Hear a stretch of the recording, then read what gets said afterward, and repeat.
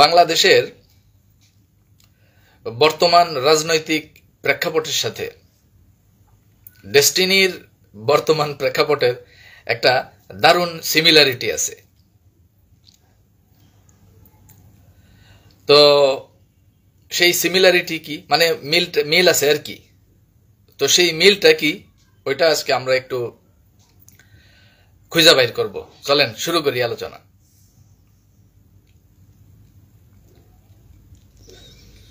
দেখেন, বাংলাদেশের রাজনীতিতে এখন কি চলতেছে। বাংলাদেশের রাজনীতিতে এখন একটা বিষয়ই চলতেছে, কি বলতে পারবেন? মানে ইউনুস খেদাও, নির্বাচন দাও, নির্বাচন নির্বাচন। বাংলাদেশের বর্তমান রাজনীতিতে কিন্তু এখন এই একটা বিষয়ই চলতেছে। মানে সমস্ত রাজনৈতিক দলগুলার কি বক্তব্য? ইউনুস খেদাও, নির্বাচন দাও। এই মানে এখন এটাই জিকির চলতেছে আর কি। কারণটা কি? কারণটা হলো ইউনুস সরকার ক্ষমতায় থাকার কারণে এই রাজনৈতিক যে দলগুলা আছে এরা তো ধরেন মানে মন মতো কিছু করতে পারতেছে না। মানে ধরেন টেন্ডারবাজি বলেন, চান্দাবাজি বলেন, তারপরে ধরেন ধান্দাবাজি, এই সে হাবিজাবি, মানে ধান্দাপাতি যা খুশি তাই তারা করতে পারতেছে না। মানে ইউনুস সরকার বা এই যে এই অন্তর্বর্তীকালীন যে সরকার, এই সরকার ক্ষমতায় থাকার কারণে ওই বাংলাদেশের রাজনৈতিক দলগুলা মানে মাখনে কামড় বসাইতে পারতেছে না। এই কারণে এদের মেজাজ খুব খারাপ। হেরা ইউনুস সরকারের উপরে পুরো বিলা হয়ে আছে। মানে ইউনুস সরকার হইতেছে বাংলাদেশের এই রাজনৈতিক দলগুলার কাবাবে হাড্ডি। মানে এরা কাবাবে কামড় দেয় আর হাড্ডির কারণে এটা খাইতে পারতেছে না। এই কারণেই কিছু হইলে এরা খালি সিকিউর পারতেছে, নির্বাচন দাও, নির্বাচন দাও, নির্বাচন দাও। কিন্তু দেশ কিন্তু ভাই ভালোভাবে চলতেছে না, অনেক ভালোভাবে চলতেছে। তো দেশ এত ভালোভাবে চলতেছে, কিন্তু ইউনুস সরকারের এই কার্যক্রমের কারণে রাজনৈতিক দলগুলো তো মাখনে কামড় যেহেতু বসাইতে পারতেছে না, এই কারণে হেগো মন ভালো নাই, এদের মনটা খুবই খারাপ, খুবই খারাপ। বিপরীতে দেখেন ইউনুস সরকার এই ক্ষমতায় থাকার কারণে জনগণ কিন্তু ভালো আছে। মানে রাজনৈতিক যে দলগুলা হেরা ইউনুস সরকার থাকার কারণে হেরা খারাপ আছে, কিন্তু জনগণ কিন্তু ভালো আছে, অনেক ভালো আছে। জনগণ এখন শান্তিতে দিন কাটাইতেছে, 2-4টা ডাইল ভাত খাইতেছে। যেমন দেখেন নিত্য প্রয়োজনীয় জিনিসের দাম কিন্তু অনেক কমছে। রমজান মাসের এই সিচুয়েশনে গতবারের তুলনায় এবার আপনারা একটু মিলাই দেখেন, অনেক দাম অনেক কিছু কিন্তু কমছে। রমজানের নিত্য প্রয়োজনীয় পণ্যের বাজার স্থিতিশীল ছিল, মুদ্রাস্ফীতি কমছে, রেমিটেন্স বাড়তেছে। রেমিটেন্স মনে হয় প্রায় $3 বিলিয়ন হয়েছে এই এক মাসেই, আপনারা একটু খোঁজ নিলে দেখবেন। তারপরে রিজার্ভ বাড়তেছে, রিজার্ভ মনে হয় 25 বিলিয়নে যা ঠেকছে।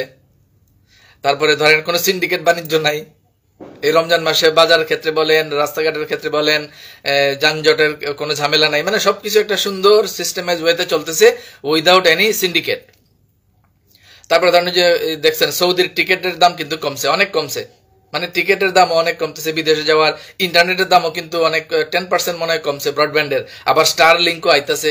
মানে সবকিছু মিলাই আবার চায়নায় ঘুরতে গেল ইউনুস সরকার। চায়না যাওয়ার পরে ওইখান থেকেও কিন্তু প্রায় $2-3 বিলিয়ন মতো মনে হয় লোন টোনও মনে হয় সহায়তা মনে হয় নিয়ে আসতেছে। আবার চায়না বাংলাদেশে বিনিয়োগ করব, এর বাইরেও আরো কিছু আছে, কথা দিছে। তো সবকিছু মিলাইয়া ইউনুস সরকার ক্ষমতায় থাকার কারণে রাজনৈতিক দলগুলা কষ্টে আছে, কারণ ধান্দাবাজি করতে পারতেছে না, চিপাচাপা দিয়া মাখনে কামড় বসাইতে পারতেছে না, কিন্তু জনগণ কিন্তু ভালো আছে। গাইবান্ধার সুন্দরগঞ্জ থেকে শহীদুল ইসলাম খোকন, ঈদের আগাম শুভেচ্ছা, ঈদ মোবারক। জি ঈদ মোবারক, ঈদ মোবারক। তো দেখেন যে জিনিসটা কইতেছিলাম, ইউনুস সরকার ক্ষমতায় থাকার কারণে রাজনৈতিক দলগুলা ভালো না থাকলেও জনগণ, সাধারণ জনগণ কিন্তু ভালো আছে। তাইলে এখানে একটা বিষয় আমরা বুঝতে পারি যে ইউনূস সরকার যতদিন ক্ষমতায় থাকবে ততদিন রাজনৈতিক দলগুলা লস, হেরা ধান্দাবাজি করতে পারতেছে না, মাখনে কামড় বসাইতে পারতেছে না, কিন্তু জনগণের লাভ। ইউনূস সরকার যতদিন ক্ষমতায় থাকবে ততদিন কি জনগণের লাভ। তো আমি শুরুতেই যে আলোচনা করছিলাম যে বাংলাদেশের বর্তমান রাজনৈতিক প্রেক্ষাপটের সাথে ডেস্টিনির একটা দারুণ সিমিলারিটি আছে। তো এবার আসেন আমরা এবার ডেস্টিনির সিমিলারিটি বা মিলটাকে আমরা একটু মিলাই। ডেস্টিনিতে বর্তমানে কি আছে? একটা হাইকোর্ট নিযুক্ত বোর্ড। হবিগঞ্জ, শায়েস্তাগঞ্জ থেকে নুরুল ইসলাম মামু, ঈদ মোবারক। হ্যাঁ, ঈদ মোবারক মামু, ঈদ মোবারক। তো দেখেন, ইউনূস সরকার যতদিন ক্ষমতায় থাকবে ততদিন রাজনৈতিক দলগুলা তাদের ফন্দি ফিকির ধান্দাবাজি করতে না পারলেও জনগণ যেরকম ভালো থাকবে। তো সেম ভাবে দেখেন এখন ডেস্টিনিতে কি আছে? একটা হাইকোর্ট নিযুক্ত বোর্ড। এইটারে আপনি ধরেন বাংলাদেশের অন্তর্বর্তী সরকারের সাথে মিলাইতে পারেন। কিরকম?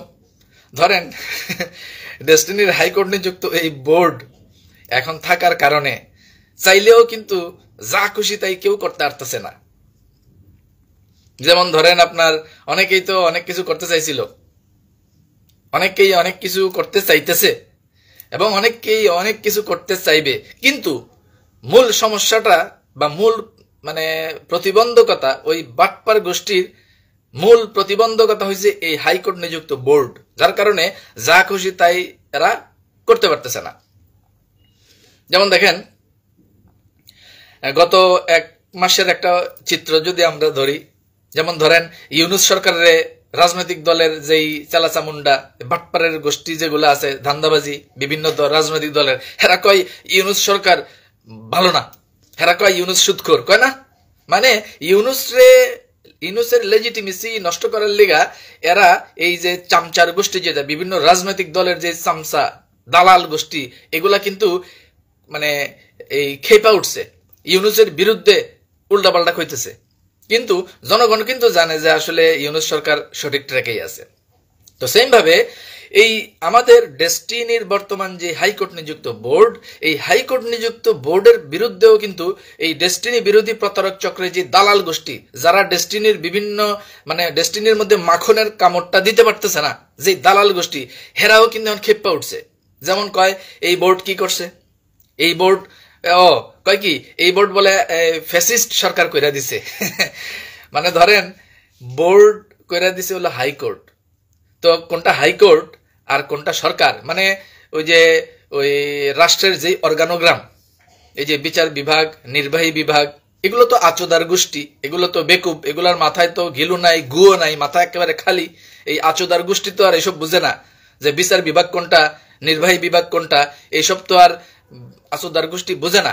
এর লিগা কয় এই হাইকোর্ট নিযুক্ত বোর্ড নাকি ফ্যাসিস্ট সরকার কইরা দিছে। বোঝেন বিষয়টা? এরা কি কয় জানেন? এখন কইতাছে এই যে এই হাইকোর্ট নিযুক্ত বোর্ডের রায়পুর লক্ষ্মীপুর থেকে জামাল উদ্দিন যোগ দিয়েছেন। ধন্যবাদ জনাব জামাল উদ্দিন, আপনাকেও ধন্যবাদ যে আপনি খুব সিরিয়াসলি এই কার্যক্রমের সাথে সম্পৃক্ত যে যারা আছেন, you are one of them, ধন্যবাদ আপনাকে। এনিওয়ে, তো এরা এখন কি কইতেছে, ওই ডেস্টিনি বিরোধী ওই প্রতারক চক্রটা এখন কি কইতেছে হাইকোর্ট নিযুক্ত বোর্ডের যে চেয়ারম্যান, হে হইল আওয়ামী লীগ। ওই যে জনাব প্রশান্ত ভূষণ বড়ুয়ার কথা কইতেছে আর কি, কয় উনি আওয়ামী লীগ। ওই যে উনি বিভিন্ন সময় বিভিন্ন টক শোতে যাইতো, যে আওয়ামী লীগের পক্ষে কথা কইতো, উনি একজন বুদ্ধিজীবী আর কি, আওয়ামী পন্থী বুদ্ধিজীবী, যাই বলেন না কেন। তো এই বেকুবের গোষ্ঠী, এই আচোদার গোষ্ঠী, এই যে ওনারে কয় আওয়ামী লীগ, অথচ এই বেকুবের বাচ্চারাই তখন ডিটুকে অ্যাসোসিয়েটস কইরা তৎকালীন আওয়ামী লীগের এমপি জনাব শামসুল হক ভুইয়ার লগে ডিটুকে অ্যাসোসিয়েটস এর ব্যবসা করতে হ্যাঁ খুবই মজা, এটাতে সমস্যা নাই। ধরেন প্রশান্ত ভূষণ বড়ুয়া, উনি তো আওয়ামী লীগের কোনো এমপিও হয় নাই কখনো, উনি তো কখনো হয়তো বা উনি বুদ্ধিজীবী লেভেলের কেউ একজন। তাইলে প্রশান্ত ভূষণ বড়ুয়া যদি আওয়ামী লীগের হয়, তাইলে শামসুল হক ভুইয়া উনি তো আরো ডাবল আওয়ামী লীগ। ব্রাহ্মণবাড়িয়া থেকে শাকিল হাসান লিখেছেন লিডার কমিটির বিষয়। হ্যাঁ লিডার, মাল্টিপারপাসের কমিটির কথাই তো কইতেছেন, কমো এটা নিয়ে কথা কমো আজকে, এটা নিয়ে হালকা বাউলি দিমো, এইটা নিয়ে আমি আলাদা একটা এপিসোড করবো, এটা একটা পরিকল্পনা আছে মাল্টিপারপাসের কমিটিটা নিয়ে হালকা কিছু আলোচনা আজকে করবো। যাই হোক, তাহলে দেখেন যে কথাটা কইতেছিলাম যে প্রশান্ত ভূষণ বড়ুয়া উনি যদি আওয়ামী লীগের হয়, তাইলে জনাব শামসুল হক ভূঁইয়া যিনি প্রয়াত হয়েছেন উনি তো তাইলে ডাবল আওয়ামী লীগার। তো এই বেকুবের গোষ্ঠী, এই আচোদার গোষ্ঠী, এরা প্রশান্ত ভূষণ বড়ুয়া আওয়ামী লীগ হইলে সমস্যা, কিন্তু ওই ডাবল আওয়ামী লীগ আরো আওয়ামী লীগের যিনি এমপি ছিলেন হের লগে ডিটিকো অ্যাসোসিয়েটস এর ব্যবসা করতে কোনো সমস্যা নাই। এই আচোদা আর এই বেকুবের গোষ্ঠীগুলোর বক্তব্য হলো এই, গত এক মাস আপনারা মিলাইলে দেখবেন। ব্রাহ্মণবাড়িয়া নবীনগর থেকে নার্গিস আক্তার, কেমন আছেন? ঈদ মোবারক। জি ভালো আছি, ধন্যবাদ আপনাকে, ঈদ মোবারক। সোহেল ভাই, মুজাহিদুল ইসলাম সোহেল ভাই, ঈদ মোবারক। জি ভাই ঈদ মোবারক। যাই হোক, তাহলে দেখছেন তো এই কাজটা কিন্তু এরা করতেছে। আর কি কি করতেছে আসেন দেখি। এরা এখন আলিস সেন্টার দখলের জন্য মরিয়া হয়ে উঠছিল। খেয়াল আছে আপনাকে? এই যে গত 26 তারিখ এরা আলিস সেন্টার দখলের লেগা একটা মানে তামসা করছিল। তো এই জিনিসটা কেন করছিল আসেন এটা আমরা একটু আলোচনা করব। এইবার আসি ওই মাল্টিপারপাসের কমিটির সাথে এটার একটা যোগসূত্র যে হয়ে গেছে আছে, এটা আসেন হালকা একটু আজকে আলোচনা করবো। তো ওই মাল্টিপারপাস নিয়ে আমি পরে আবার আলোচনা করবো, আরেকটা এপিসোডে প্ল্যান আছে।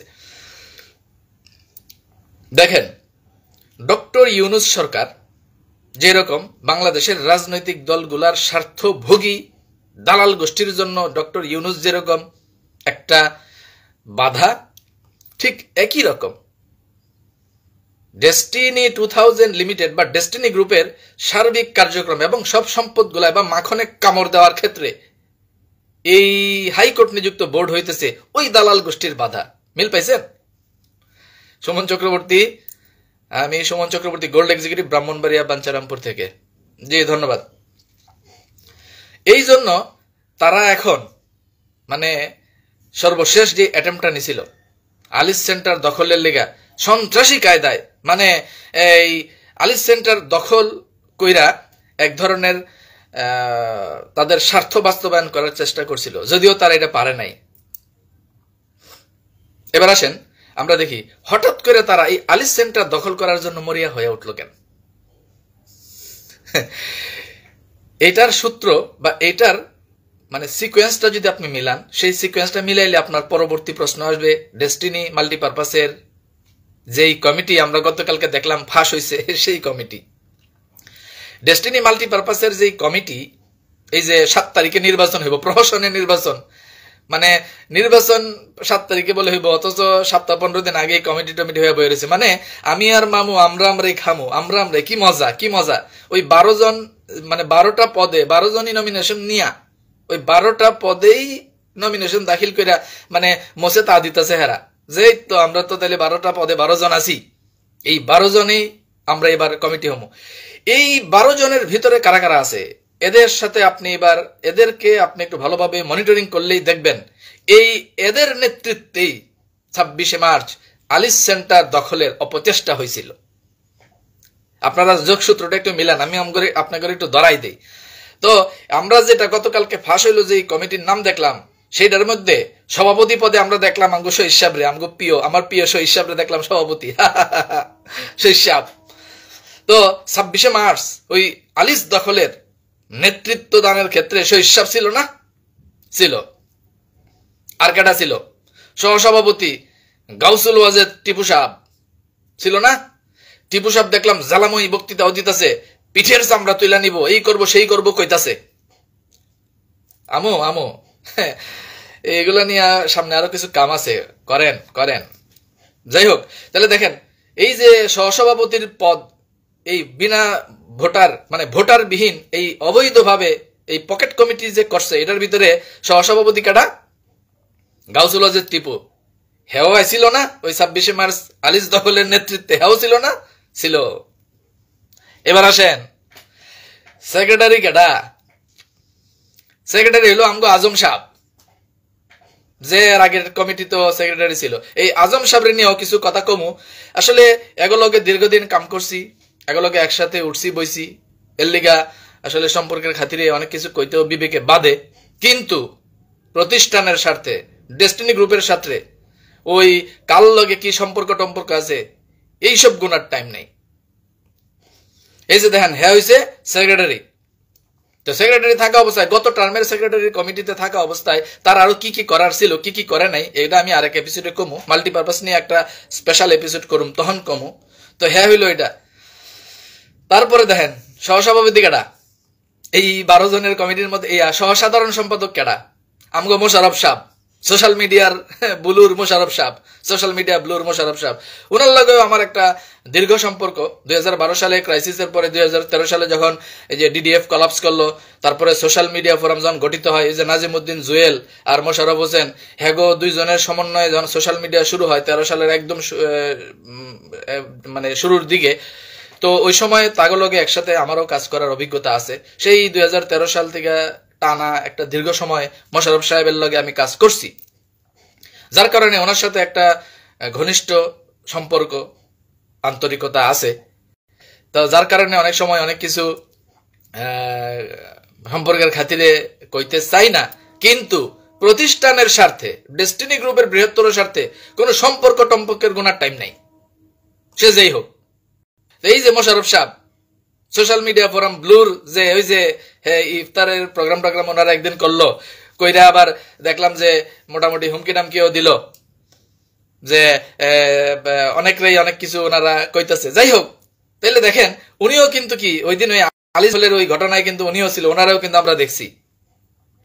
5 নাম্বার আমগো হাসান সাহেব কোষাধ্যক্ষ সোশ্যাল মিডিয়া সোশ্যাল মিডিয়া বলে হ্যাঁ, তো ধর হের একটা কিচ্ছা কাহিনী কই। সোশ্যাল মিডিয়া যখন গঠিত হয় তখন এক পর্যায়ে যখন ঢাকার কমিটি করা হয়, হেরে দেওয়া হয়েছিল সদস্য সচিব ঢাকার। এরপরে কিছুদিন এনে কাম করে হ্যাঁ গেছে গেল যে শৈশবের লগে গো ডায়মন্ডে কিছুদিন ছিল, ওখানে মনোমালিন্য হয়ে আলাদা করে করলো ডিডা। বহুত কিচ্ছা কাহিনী, মেলা কিচ্ছা কাহিনী। যাই হোক, তাহলে কোষাধ্যক্ষ হিসেবে এই ভোটারবিহীন কমিটির মধ্যে, এই ভোটারবিহীন অবৈধ নির্বাচনের কমিটির মধ্যে এমদাদুল্লাহ হক এমদাদ ভাই লিখছেন ডিপ্লোমা ইঞ্জিনিয়ার শহীদ মাল্টিপারপাসের ঋণ খেলাপি। এটা সত্য কিনা? হ্যাঁ, উনি মাল্টিপারপাসের ঋণ খেলাপি। মাল্টিপারপাসের ঋণের ক্ষেত্রে আমি যতদূর জানি ওনার লক্ষাধিক বা এই যে লাখ 20 মতো বা এরকম কম বেশি একটা লোন আছে। এখন উনি লোন পে করে কতটুকু পে করছে আর কতটুকু বাকি আছে এটা আপনারা মাল্টিপারপাসের তথ্য ঘাটলেই আপনারা পাইবেন। তো এই ঋণ খেলাপি যার এখনো মাল্টিপারপাসের লোন রয়ে গেছে, সমবায় আইন অনুযায়ী একজন ঋণ খেলাপি যেখানে মাল্টিপারপাসের নির্বাচনই করতে পারে না, সেখানে 12 জনের অবৈধ ভোটারবিহীন কমিটি করে, পকেট কমিটি করে, হ্যাঁ শৈশব সভাপতি হয়ে বসে রয়েছে। শৈশব আসেন, আপনি সভাপতি হিসেবে আসেন, সমস্যা নাই। তো যাই হোক, আমি যেটা কইতেছিলাম, হাসানের কথা কইতেছিলাম, 5 নম্বরে কোষাধ্যক্ষ হয়েছে। তো এই যে দেখেন, এই যে হাসান সাহেব 26শে মার্চ এই আলিজ দখলের ষড়যন্ত্রের মধ্যে কিন্তু হেও ছিল না? ছিল। এই 5 জনের বাইরে আরো যে 7 জন মানে যারা সদস্য, এই 5টা তো মূল পদ, আর বাকি যে সদস্য, এগুলোর ভিতরে আরো কিছু গুড়া কাজকি আছে। এই গুড়া কাজকি গুলা এগুলা এই যে নাম মনেও নাই আর কইলাম না, এগুলা আপনারা একটু খুঁজালেন। তাহলে দেখেন, মূলত আগামী 7 তারিখ মাল্টিপারপাসের কমিটি কইরা সাহারা সেন্টারে বইয়া সামগ্রিক মাল্টিপারপাসের দখলটা নিতে গেলে প্রধান এবং একমাত্র প্রতিবন্ধকতা এই মুহূর্তে হইতেছে আলিস সেন্টার। আর এই কারণেই গত 26শে মার্চ এই প্রতারক চক্র, এই দালালের বাচ্চারা, তারা সন্ত্রাসী কায়দায় আলিস সেন্টার দখলের নোংরা অপচেষ্টা চালাইছিল।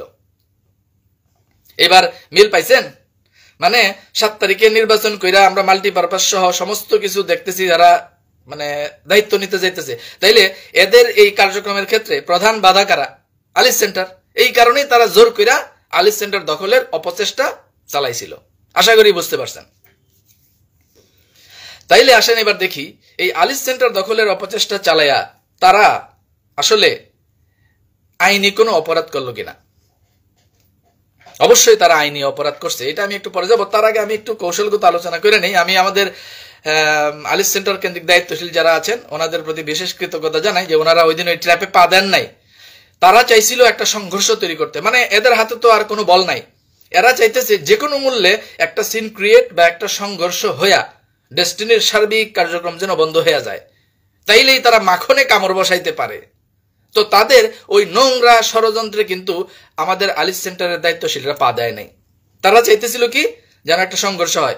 এরা চাইতেছে যে কোনো একটা ঝামেলা বাইধা সব কার্যক্রম যেন বন্ধ হয়ে যায়, তাইলে তাদের লাভ। আর যে কোনো কার্যক্রম বন্ধ হয়ে গেলে তাদের তো আর অতীতের কোনো হিসাব নিকাশ কিছু আর দেওয়া লাগতেছে না, কোম্পানি বন্ধ হইল বন্ধ। এই ষড়যন্ত্রই কিন্তু তারা করছিল, কিন্তু কৌশলগতভাবে ওই দিন এই জিনিসটা ডিল করা হয়েছে। এই জন্য আমি আবারও আলিস সেন্টারের দায়িত্বশীলদেরকে ধন্যবাদ জানাই। তো যাই হোক, এই যে আলিস সেন্টার দখলের যে অপচেষ্টা তারা চালাইলো, এটা কইরা তারা আসলে কি অপরাধ করছে? আমার দৃষ্টিতে তারা আলিস সেন্টার দখল কইরা আইন অনুযায়ী, বাংলাদেশের ক্রিমিনাল যে প্রসিডিওর, পেনাল কোড অনুযায়ী তারা 2টা ফৌজদারি অপরাধ করছে। ফৌজদারি কার্যবিধি 107-এর ধারায় অপরাধ করছে, আর ফৌজদারি কার্যবিধি 145-এর ধারায় তারা ফৌজদারি অপরাধ করছে। তো আসেন এবার আমরা ফৌজদারি কার্যবিধির 107-এর ধারাটা একটু দেখি, আর ফৌজদারি কার্যবিধির 145-এর ধারাটা আমরা একটু দেখি। মানে আমরা সাধারণ বিনিয়োগকারী, কিন্তু আইনের চিপাচাপা ফাঁক ফোকর বা আইন সম্পর্কে আমাদের কিন্তু ধারণা রাখতে হবে। কারণ দালালের গোষ্ঠী বা দালালের বাচ্চা যারা আছে, যারা ডেস্টিনি ধ্বংসের যে অপচেষ্টা চালাইতেই আছে, এদেরকে আইনের আওতায় আনার জন্য আমাদের আইন জানতে হবে ভালো মতো। ব্রাহ্মণবাড়িয়া শাকিল হাসান লিখছিলেন আবুল, আচ্ছা আবুল হাসান, আবুল দৈনিক ডেস্টিনি পত্রিকার ভারপ্রাপ্ত সম্পাদক হয় কেমনে? হ্যাঁ, তো আজকে দেখলাম একটা পোস্ট দিছে ভারপ্রাপ্ত, মানে হ্যাঁ এখন দৈনিক ডেস্টিনির ভারপ্রাপ্ত না মনে হয়, ব্যবস্থাপনা সম্পাদক মনে হয়। যাই হোক, এরপরে যে ইউনাইটেড এক্সিলেন্ট ইন্ডাস্ট্রিজ এর ব্যবস্থাপনা পরিচালক, ইউনাইটেড এক্সিলেন্ট আরো কত কি, তারপরে কত কিছুর যে চেয়ারম্যান, এমডি, অনেক কিছু, বাইরে ভাই মেলা অবস্থা। যাই হোক, এটা যারা দায়িত্বে আছেন হেরা কইতে পারবো আর কি। তো আমি যে আলোচনা ছিলাম, ফৌজদারি অপরাধ যে 2টা, 107-এর ধারা আর 145-এর ধারা, এই 2টা ধারা অনুযায়ী এই আলিস দখলের যে ষড়যন্ত্র যারা করছে বা অপচেষ্টা করছে, তারা ফৌজদারি অপরাধ করছে। এইগুলা আসেন আমরা এই 2টা বিষয় একটু স্টাডি করি। আচ্ছা, তো 107-এর ধারায় কি বলা আছে? আইনে, বাংলাদেশের বিদ্যমান আইনে 107-এর ধারায় বলা আছে, যদি কেহ ভয় ভীতি দেখাইয়া কাহারও বৈধ সম্পত্তি জোরপূর্বক দখলের হুমকি দেয়, সেই ক্ষেত্রে উক্ত ভুক্তভোগী ওই হুমকিদাতার বিরুদ্ধে ফৌজদারি কার্যবিধির 107 ধারা মোতাবেক মামলা দায়ের করিতে পারিবেন। তবে মামলা দায়েরের পূর্বে ওই ভুক্তভোগী নিকটস্থ থানায় একটি সাধারণ ডায়েরি বা জিডি করিয়া রাখিতে পারিবেন বা পারেন। অনেক সময় অভিযোগটি গুরুতর হইলে পুলিশ উক্ত জিডির ভিত্তিতেই নন প্রসিকিউশন প্রতিবেদন আদালতে দাখিল করিয়া অভিযুক্ত ব্যক্তির বিরুদ্ধে ব্যবস্থা নিতে পারেন। এটা হলো ফৌজদারি কার্যবিধির 107-এর ধারা। তাহলে দেখেন, এরা জোর কইরা হুমকি দিয়া আলিস সেন্টার দখলের অপচেষ্টা চালাইছে না? চালাইছে। ওই দিন আরো ছিল, আরো অনেক কিচ্ছা কাহিনী ছিল। ওই দুপুরে 1টার পরে আলিস সেন্টারে থাকলে এরপরে টের পাইতো আর কি। যাক, ওইদিকে আর গেলাম না। গেল 107-এর ধারা। এবার আসেন 145-এর ধারা কি বলে। এরা যে ফৌজদারি অপরাধ করছে আলিস দখলের অপচেষ্টা চালায়া, 145-এর ধারা কি বলে আসেন আমরা একটু দেখি। 145-এর ধারা বলতেছে, সম্পত্তি দখলকে কেন্দ্র করিয়া কেহ কোনরূপ অস্থিতিশীল পরিস্থিতির সৃষ্টি করিতে চাইলে সংশ্লিষ্ট ভুক্তভোগী ফৌজদারি কার্যবিধির 145 ধারা অনুযায়ী প্রথম শ্রেণীর নির্বাহী ম্যাজিস্ট্রেট আদালতে মামলা দায়ের করিতে পারিবেন। তবে এক্ষেত্রেও ভুক্তভোগী চাইলে মামলা দাখিলের পূর্বে সংশ্লিষ্ট থানায় একটি সাধারণ ডায়েরি বা জিডি করিয়া রাখিতে পারেন। এটা হইল 145-এর ধারা। আর আগে কইছি কি 107-এর ধারা। আচ্ছা, এবার আসেন শহীদুল ইসলাম খোকন, ডিস্ট্রিবিউটরদের সত্য প্রকাশ করে সচেতন করাই আমাদের মূল লক্ষ্য। জি, আমাদের মূল লক্ষ্য। ডিস্ট্রিবিউটরদেরকে সব সময় সার্বিক সকল বিষয়ে সচেতন করাটাই হলো আমাদের মূল লক্ষ্য, এবং এই আন্দোলন, এই কার্যক্রম আমরা চালাই যাব ইনশাআল্লাহ। হ্যাঁ ইব্রাহিম ভাই, ডাক্তার মোহাম্মদ ইব্রাহিম, ডেন্টাল একজন ডক্টর ইব্রাহিম ভাই, আমাদের সিনিয়র পিএইচডি, ধন্যবাদ কমেন্ট করার জন্য। তাহলে দেখেন, প্রথমত দেখেন 107 এই ধারার অপরাধ সংগঠিত হয়েছে, এবং 145 এই ধারার অপরাধ সংগঠিত হয়েছে। আমি একটা অডিও ক্লিপ দিছিলাম আপনাদের, এই অডিও ক্লিপের ভিতরে কিন্তু আপনারা দেখছেন কি ষড়যন্ত্রটা হয়েছিল। এটারে ভিত্তি কইরা, এই অডিও ক্লিপটাকে ভিত্তি করেই কিন্তু চাইলে আইনগত অনেক ব্যবস্থা নেওয়া যায়। আমি জানি না আলিস সেন্টারের দায়িত্বশীল যারা আছেন, মালিক পক্ষ যারা আছেন, বোর্ডে যারা আছেন, আপনারা কোনো পদক্ষেপ নিছেন কিনা আমার জানা নাই আর কি। যাই হোক, তো আমি এই হাইকোর্ট নিযুক্ত বোর্ড সহ যারা শেয়ার হোল্ডার আছেন, যারা হাইকোর্ট নিযুক্ত বোর্ডে নাই কিন্তু শেয়ার হোল্ডার, এরকম অনেকেই আলিসে আসা যাওয়া আছে, বা এরকম মালিক পক্ষ যারা আছেন, আমি আপনাদের কাছে বিনয়ের সাথে অনুরোধ করব, বিনয়ের সাথে আপনারা এই ব্যাপারে দ্রুত লিগ্যাল অ্যাকশন নেন, অ্যাটলিস্ট একটা জিডি করে রাখেন। কেন এই কথাটা কইতেছি দেখি, কে এটা? নাজমুল হাসান ভাই, আপনি লেখছেন হয় 2 দল এখন, না হয় আমাদের টাকা ফেরত দিয়া 2 দল কামড়া কামড়ি করেন। 2 দল কি ভাই? আমাকে টাকা ফেরত দিয়া মানে আপনার টাকা ফেরত আপনি চাইতেছেন, তা আমি কি? আমি বিনিয়োগকারী না? আমার টাকা ফেরত, আমার টাকা এখানে আছে না? আপনি যেরকম বিনিয়োগকারী টাকা ফেরত চান, আমিও তো বিনিয়োগকারী টাকা ফেরত চাইতেছি। এখন দেখতে হইব টাকা ফেরতের যথেষ্ট প্রক্রিয়া বা যথেষ্ট সমাধান কোন জায়গা থেকে আমরা পাবো। হাইকোর্ট নিযুক্ত বোর্ডের কাছ থেকে আমরা এর সমাধান বৈধভাবে পাবো নাকি অন্য জায়গা থেকে পাবো? আমার দৃষ্টিতে হাইকোর্ট নিযুক্ত বোর্ড যেটা, সেটা বৈধ অথরিটি, রাষ্ট্রীয় অথরিটি, এদের কাছ থেকে আমরা সমাধান পাবো। দ্যাটস ওয়াই আমি হাইকোর্ট নিযুক্ত বোর্ডের সাথে আছি, আমি আলিস সেন্টারের সাথে আছি। এখন আপনি জাগো লগে থাকতে মন চায়, জাগো কাছ থেকে টাকা ফেরত পাবেন সম্ভাবনা মনে হয়, আপনি তাগো লগে থাকেন। মোস্তফা মেম্বার সৌদি আরব থেকে লিখছেন, ভাই দালালদের গ্রুপ এবং ডেস্টিনি বিলুপ্ত চক্ররা অনেক বেড়ে গেছে, তাদেরকে একটা পানিশমেন্ট দেওয়া দরকার। আশা করি দায়িত্বশীল যারা আছেন তারা তো ব্যবস্থা নেবেন। যাই হোক, আমি আলোচনায় যেটা ছিলাম সেটাতে থাকি। আমি হাইকোর্ট নিযুক্ত বোর্ড সহ যারা হাইকোর্ট নিযুক্ত বোর্ডে আছেন শেয়ার হোল্ডার, এবং হাইকোর্ট নিযুক্ত বোর্ডের বাইরেও যারা শেয়ার হোল্ডার আছেন, আমি আপনাদেরকে বিনয়ের সাথে অনুরোধ করব, আপনারা লিগ্যাল অ্যাকশন নেন। একটারে ঝুলাই দেন, একটারে আইনগতভাবে ঝুলাই দেন, দেখবেন সব সোজা হয়ে যাবো। কত বড় সাহস দেখেন! চলো চলো আলিস চলো, মানে আলিস সেন্টার দখল করবো, আলিস সেন্টার তালা মারবো। দেখেন আপনারা আসলে যারা মালিক পক্ষে আছেন, আপনাদের অবস্থান থেকে আপনারা কি ভূমিকা নিতেছেন এটা আপনারাই ভালো জানেন। বাট আমরা তো মনে করি আপনাদের আইনগত আরো ভূমিকা নেওয়ার সুযোগ ছিল, বা আপনারা নিছেন কিনা আমি জানি না। জুবায়ের আহমেদ লিখছেন, জি ধন্যবাদ। তাহলে এখন দেখেন, আপনারা এই মুহূর্তে একটা জিডি করে রাখেন। কেন? আমি এটার সিকোয়েন্সটা এবার আপনাদের সাথে শেয়ার করতেছি। এই সিকোয়েন্সটা শেয়ার করার শুরুতেই আমি আপনাদেরকে মহাত্মা গান্ধীর একটা বক্তব্য শেয়ার করব। যখন ব্রিটিশ খেদাও আন্দোলন চলে, সেই সময় মহাত্মা গান্ধী একটা চমৎকার উক্তি করছিলেন। সেটা হলো, at first they ignore you, then they laughed at you, then they fight you, then you win. তাহলে দেখেন, আলিস সেন্টার কেন্দ্রিক দায়িত্বশীল যারা আছেন, আপনাদের কই? এই যে দেখেন, আপনারা যখন কার্যক্রম শুরু করলেন, আপনারা যখন দায়িত্বশীল হিসেবে আইসা কার্যক্রম চালানো শুরু করলেন, প্রথমে দেখেন এরা কি করলো? At first they ignore you. প্রথমে তারা আপনাদের কি করছে? ইগনোর করছে, কইছে আর এরা কিছুই পারবো না। এরপরে যখন আস্তে আস্তে আস্তে আস্তে আলিস সেন্টারের কার্যক্রম আরো গতিশীল হইল এবং একটা ফরম্যাটে আসা শুরু হইলো কার্যক্রমগুলো, তখন ওই যে then they laughed you, laughed at you, তখন তারা আমাদের কার্যক্রম নিয়ে হাসাহাসি শুরু করলো যে ট্রেড লাইসেন্স করছে, ব্যাংক অ্যাকাউন্ট করছে, অনেক কিছুই কিন্তু তারা করছে। তারপরে কি? এখন কি চলতেছে? এখন চলতেছে দেন দে ফাইট ইউ। এরা এখন আপনাদের সাথে যুদ্ধ শুরু করছে। এরপরের ধাপি হলো দেন ইউ উইন, এরপরে আপনি উইন করবেন। তার মানে দেখেন, মহাত্মা গান্ধীর সিকোয়েন্সটা যদি একটু মিলান, at first they ignore you, আপনাকে ইগনোর করছে, then they laughed at you, আপনারা কিছুই পারবেন না এটা বলে হাসা তামাশা করছেন। এরপরে আপনারা যখন আসলেই পায়রা ফেলছেন, এই যে দেখেন, যখনই এমএলএম এর লাইসেন্সের আবেদনটা গৃহীত হয়ে গেল, মানে লাইসেন্সের আবেদনটা যখন রিসিভ হইল, এরপরেই কিন্তু এই দালাল গোষ্ঠী কিন্তু পাগল হয়ে গেছে, পাগলা কুত্তা হয়ে গেছে। পরের দিনই দেখেন জোর করে আলিস দখল করার অপচেষ্টা চালাইছে। তার মানে কি? এরা এখন দেন দে ফাইট ইউ পর্যায়ে আছে, দেন দে ফাইট ইউ পর্যায়ে তারা আছে। আর এই সময় আপনারা যদি লিগেল কোনো অ্যাক্টিভিটিস না নেন, তাহলে জিনিসটা খুবই দুঃখজনক। কইতে পারেন যে আমরা নেই না কেন? হ্যাঁ, আমরা নিতে পারি।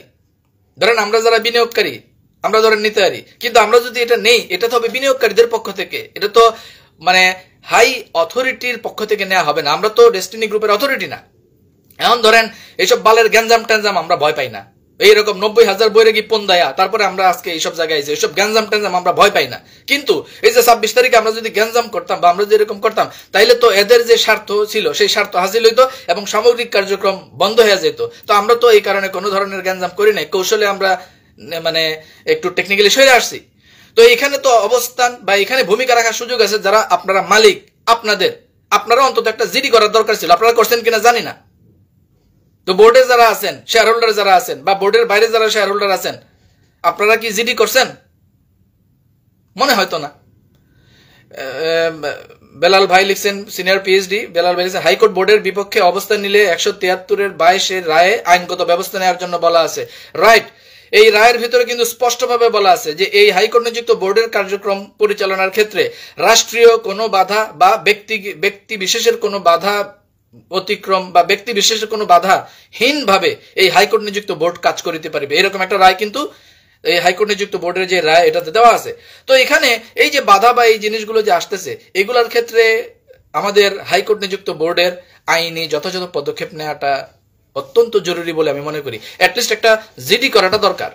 কেন ওনারা এটা করলেন না বা আদৌ করছেন কিনা আমি জানি না। যদি করে থাকেন তো আলহামদুলিল্লাহ, আর যদি না করে থাকেন তাহলে কেন করলেন না আমরা হাইকোর্ট নিযুক্ত বোর্ডের যারা ডাইরেক্টর আছেন আমরা আপনাদের কাছ থেকে জানতে চাই। গেল এটা। আর তাহলে আলিস সেন্টারের যে বোর্ড, এই বোর্ড হইল এই দালাল গোষ্ঠীর মাখনে তারা কামড় দেয়া, যে ডেস্টিনির সম্পদগুলো যে মাখনে কামড় দিতে চায়, এর ক্ষেত্রে এই হাইকোর্ট নিযুক্ত বোর্ড হইল এদের জন্য একটা বাধা। দ্বিতীয় বাধা হলো যে আমরা যারা ডিস্ট্রিবিউটর আছি, আমরা যারা বিনিয়োগকারী আছি, বিশেষ করে পিএইচডি ফোরাম যারা দায়িত্বশীল আছেন, দ্বিতীয় বাধা হইল এরা। এই কারণে দেখেন এরা এখন পিএইচডি ফোরামের বিরুদ্ধে লাগছে। তাহলে দেখেন রাষ্ট্রীয় অবকাঠামোতে আপনি যদি চিন্তা করেন, এই ইউনূস সরকার এবং ছাত্র সমন্বয়করা হইতেছে রাজনৈতিক দলগুলার বাধা। এদের কারণে রাজনৈতিক দলগুলা মাখন খাইতে পারতেছে না। কার কারণে? ডক্টর ইউনূসের কারণে, আর হলো ছাত্র যে সমন্বয়ক যারা আছে এদের কারণে। সেম ভাবে এই ডেস্টিনি বিরোধী প্রতারক চক্র, এই দালালের বাচ্চারা ডেস্টিনিতে যা খুশি তাই করতে পারতেছে না, মাখনে কামড় বসাইতে পারতেছে না। কার কারণে? হাইকোর্ট নিযুক্ত বোর্ডের কারণে, আর এই যে পিএইচডি ফোরামের দায়িত্বশীলদের কারণে। তো আমি পিএইচডি ফোরামের দায়িত্বশীলদেরকে অশেষ ধন্যবাদ জানাই যে আপনারা পিএইচডি ফোরামকে পুনর্গঠন করে 101 জনের একটা বিশেষ কমিটি করছেন, এবং আশা করি এটা সামনে আরো গতিশীল হবে এবং আপনারা আরো অনেক কার্যক্রম করতেছেন, ইন্টারনাল অনেকগুলো বিষয় করতেছেন। এই জন্য আপনাদেরকে ধন্যবাদ জানাই। সব তো আর বিস্তারিত বলা যায় না। তো আপনাদেরকে ধন্যবাদ যে আপনারা খুব কৌশলীভাবে সুন্দরভাবে 26শে মার্চের বিষয়টা ডিল করেছেন। আশা করি পরবর্তী বিষয়গুলো চমৎকারভাবে আপনারা ডিল করবেন। তো এই ক্ষেত্রে আপনাদের যে পুনর্গঠন, আপনাদের যে ঐক্যবদ্ধ প্রক্রিয়া আপনারা যেটা চালাইতেছেন, ইনশাল্লাহ আপনারা এটা চালায় যান। আমরা সার্বিকভাবে, আমরা দলমত নির্বিশেষে আমরা সকল বিনিয়োগকারী আপনাদের সাথে আছি। এখানে আমি আপনাদেরকে একটা উদাহরণ দেই। আপনারা কইতে পারেন যে আপনাদের সাথে লোক কেমন, একটা উদাহরণ দেই। দেখেন এই যে দালালের বাচ্চারা যে লাফালাফি করে, কতজন নিয়ে? 100, 200, 500, 1000, 2000, 5000, 10,000, 20,000, 50,000? এত না ভাই। আসলে এখানে কিন্তু কেউই, আমি এরকম এদের অনেকের সাথে আমার যোগাযোগ হয়, ইন্টারনালি অনেকের সাথে যোগাযোগ হয়। তাদের বক্তব্য কি জানেন? এদের বক্তব্য হলো কেউ দিছে 5 লাখ, কেউ দিছে 10 লাখ, কেউ দিছে 20 লাখ। এখন বিসি তো আটকাই গেছে। এখন এই টাকার সমন্বয়ের লেগা হইলেও আইতে হয়। এরা কিন্তু মন থেকে যে অনেকে আয়, বিষয়টা কিন্তু তা না। বাহ, আমাদের এমদাদ ভাই আরো একটা চমৎকার একটা পয়েন্ট শেয়ার করছেন। মোশাররফ হোসেন অ্যাডহক কমিটিতে থেকে ডিএমসিএসএল এ নির্বাচিত হতে পারে কিনা? সমবায় আইন অনুযায়ী পূর্ববর্তী অ্যাডহক কমিটিতে যিনি থাকেন ওনার তো নির্বাচন করার তো সুযোগ নাই। তাহলে তো এটা একটা অ্যাডহক কমিটিতে থেকে নির্বাচন বাস্তবায়ন করে দিলেন, আবার আপনি আবার এই নির্বাচনের মানে সমবায় আইন অনুযায়ী এইটা আসলে আইন সিদ্ধ বইলে আমার মনে হয় না। দাঁড়ান, এটার একটা ডলা দিয়া লই। কি লেখছে? ওই যে আব্দুল কাদের, এটা থাই বিদেশে ড্রাইভারি করে। কি লেখছে কাদের সাহেব? কি লেখছে? এনএফসি কার্ডের প্রভাব নেওয়া হবে। আরে বেকুব, আমরা কি তোর মতো আচোদা? আমরা কি টাকা ক্যাশ নিছি রে বেকুব? তোরা তো টাকা ক্যাশ নিয়ে বালিশের তলে দিছস। আমরা কি টাকা ক্যাশ নিছি রে আচোদা? আমরা টাকা নিছি ব্যাংক অ্যাকাউন্ট। আমরা ক্যাশ কারো হাত থেকে টাকা নেই নাই। সব টাকা গেছে কিসে? ডেস্টিনি 2000 লিমিটেডের ব্যাংক অ্যাকাউন্টে। তো ডেস্টিনি 2000 লিমিটেডের ব্যাংক অ্যাকাউন্টে যে টাকা যায়, সেই টাকা তো ডেস্টিনি হাইকোর্ট নিযুক্ত বোর্ডের নিয়ন্ত্রণে। তো এখানে টাকা আমরা আত্মসাৎ করবো কেমনে? আমরা কি তোকে মতো আচোদা যে আমরা ক্যাশ টাকা নিবো? যাই হোক, এই দালাল এটারও ধরুম পরে, এটারও আরো কিছু কিচ্ছা কাহিনী আমার কাছে আছে, আরো কীর্তি কাহিনী আছে। এই যে কোশেয়ারের কিছু বিষয় করছে, এটা নিয়ে পরে আরেকদিন আলোচনা করবো না। সুলতান মাহমুদ সালাম দিয়েছেন, জি ওয়ালাইকুম সালাম।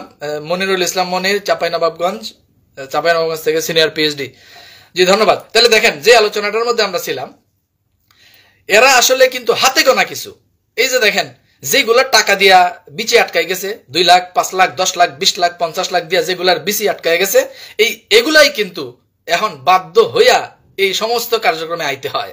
আপনি দেখেন, আমি একটা উদাহরণ দিই, এই যে এরা যে ইফতার পার্টি টাটি করছে, আপনি খোঁজ নিয়ে দেখেন ইফতার পার্টিতে ঘুরে ফিরে সব এগুলাই, মানে যেই ব্যানার হয়তো বা একটা, কখনো এই ব্যানার কখনো ওই ব্যানার, ওই যে 5-6টা ব্যানারের কথা কয় না, কখনো এই ব্যানার কখনো ওই ব্যানার, ব্যানার যাই হোক, লোক কিন্তু ঘুরে ফিরে কিন্তু ওই যে ওগুলাই হাতে গোনা একেবারে। ওই যে ধরেন 1-150 কোম্পানির যেগুলা 4-5 লাখ 10 লাখ 20 লাখ করে টাকা দিছে, হিসাব করলে ধরেন 400-500 থেকে 1000 আছে যেগুলো টাকা দিয়া ধরা খাইছে বা আটকা পড়ে আছে।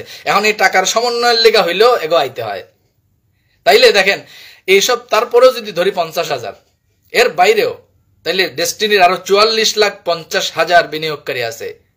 তো আমি বলবো, এই যে আলিস সেন্টারের যে জিগরি ভাইরা, আপনারা ওই 44,50,000 বিনিয়োগকারী পর্যন্ত কি টাচ করতে পারছেন? পারেন নাই। ওই মানে সিংহভাগ বিনিয়োগকারী যারা এখনো ডেস্টিনি গ্রুপের টাচেই আসে নাই, এদেরকে টাচ করেন, এদেরকে রিচ করেন, দেখবেন আপনাদের টিম দেনা দেন অনেক একটা পর্যায়ে। আমি জানি আপনারা অনেক গতিশীলভাবে কাজ করতেছেন, একটা সেন্ট্রালাইজ ওয়েতে আপনারা কাজ করতেছেন। ঈদের পরেও হয়তো আপনাদের আরো কিছু ভূমিকা আমরা দেখব, বাট আমি জাস্ট কিছু বিষয় আপনাদের সাথে একটু সমন্বয় করতে লাগলাম, এই আর কি। আসলে দেখেন, এরা একটা সাইকোলজিক্যাল গেম খেলতেছে, বিশ্বাস করেন। এই যে আলিস সেন্টার যে দখল করতে আইছিল, আলিস সেন্টার এটা জাস্ট তাদের একটা সাইকোলজিক্যাল গেম, যাতে আপনারা উত্তেজিত হয়ে গ্যাঞ্জাম করেন।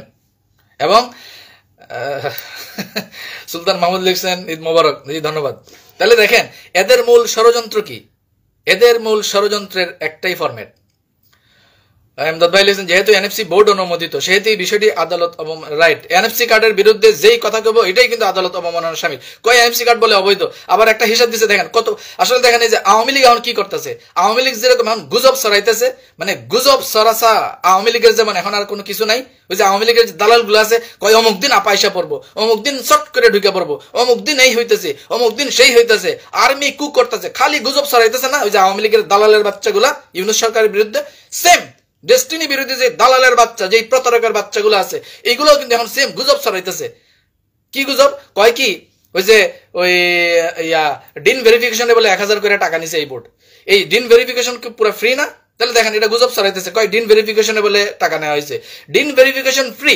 এবং এনএফসি কার্ডের ক্ষেত্রে এখানে কোনো যার আগ্রহ হয়েছে তারা এসে এনএফসি কার্ড করছে। এবং এনএফসি কার্ডের ক্ষেত্রে কিন্তু প্রসেস দুইটা, একটা হলো আপনি আবেদন করছেন কিন্তু টাকা জমা দেন নাই, আবেদন হয়ে রয়েছে। আবার আরেকটা হচ্ছে যারা টাকা জমা দিছে তারা তো তাদের হাতেই বিকাশে টাকা পাঠাইছে অথবা ব্যাংকে টাকা জমা দিয়ে দিছে। তাহলে এটা আমাদের হাতে, বা আমরা তো ক্যাশ এসব কিছু নেই। এগুলো তো আচোদা আর আসোদা, এগুলো তো সবসময় ক্যাশ টাকা নিয়ে কমিশন রাখিয়া বাকি টাকা বালিশের তলে দেওয়ার অভ্যাস। তো এগুলো মনে করছে আমরাও মনে হয় এই কামই করছি। এগুলো তো চোর, তো এগুলা বুঝছেন না, এই কারণে মনে করছে আমরাও মনে হয় চোর, কিন্তু আসলে তো আমরা টাকা পয়সা তো সব ব্যাংকের মাধ্যমে নিছি। এই বেকুব এগুলো তো বুঝে নাই। যাই হোক, তাইলে এইখানে এদের মূল যেই বিষয়টা আমি আপনাদের বলতে চাইছিলাম, এদের মূল বিষয়টা হলো একটা ফরম্যাট তৈরি করে, একটা মনস্তাত্ত্বিক চাপ তৈরি করা। পিএইচডি ফরম্যাট ভাই যারা আপনাদের কইতেছি, মানে আপনাদের মেন্টালি একটা প্রেসারে রাখা। এই যে কয়দিন আগে দেখলাম না, একটাই কইছিল যে পতিতালয় পতিতা দিয়া আলিস সেন্টার ঘেরাও করবে, তো এক বক্তব্য দিয়া হ্যাঁ কই আছে কে জানে। এই বিষয়গুলোই হলো তাদের একটা মেন্টাল প্রেসার, কারণ তাদের হাতে এখন তো অ্যাকচুয়ালি কিছু নাই। আলিস সেন্টারের এই জন্যই আলিস সেন্টার দখলটা তাদের জন্য খুবই জরুরি ছিল। মানে আলিস সেন্টারে এই জন্যই 26 তারিখে কামড় বসাইছিল। তাইলে এখন দেখেন, এরা এখন দেন ইউ উইন নামে যে কথাটা আছে, এই ফরম্যাটে যেহেতু তারা আছে, তাহলে এখন আপনাদের আইনি অবস্থানে দ্রুত ব্যবস্থা নেওয়া উচিত। চাঁপাইনবাবগঞ্জের সিনিয়র পিএইচডি জমশেদ আলী লিখেছেন, আলিস সেন্টার দখল করতে হবে কেন?